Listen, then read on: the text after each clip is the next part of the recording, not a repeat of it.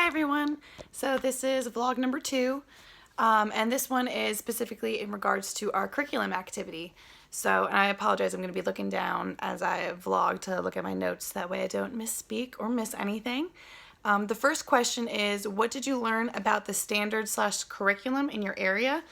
So first of all, just so we're clear, I'm English, secondary, obviously. So the booklet that I looked at on the PDE website was Academic Standards for English Language Arts, grade 6 through 12.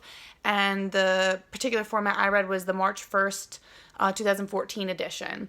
And to my knowledge, it's the most revised copy there is.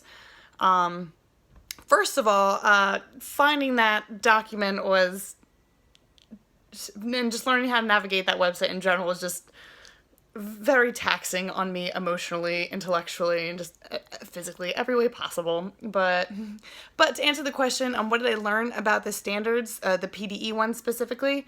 I noticed right off the bat that they were just very technical oriented, and I guess by that I meant that they're very much gauged towards the what. Like, what is the student doing? What is the student, learn? Like, what are they able to do?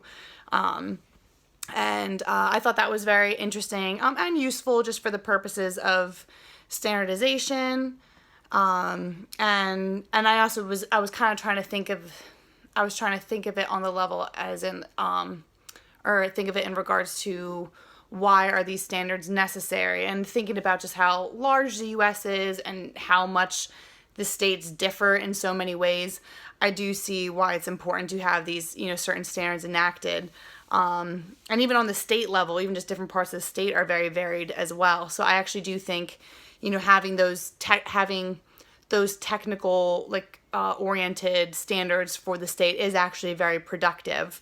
And I did actually like that. As I went through it, not in terms of the what, as in what the students are supposed to be learning, I couldn't identify anything that I thought was missing, in that area, that is, but I will expound upon that later, because I did still think I was missing some things. But in terms of what students are able to do, technically, I thought it was all, good and well. It was all there. I thought it served its purpose. But I did think, as I was looking at it, I was like, it doesn't address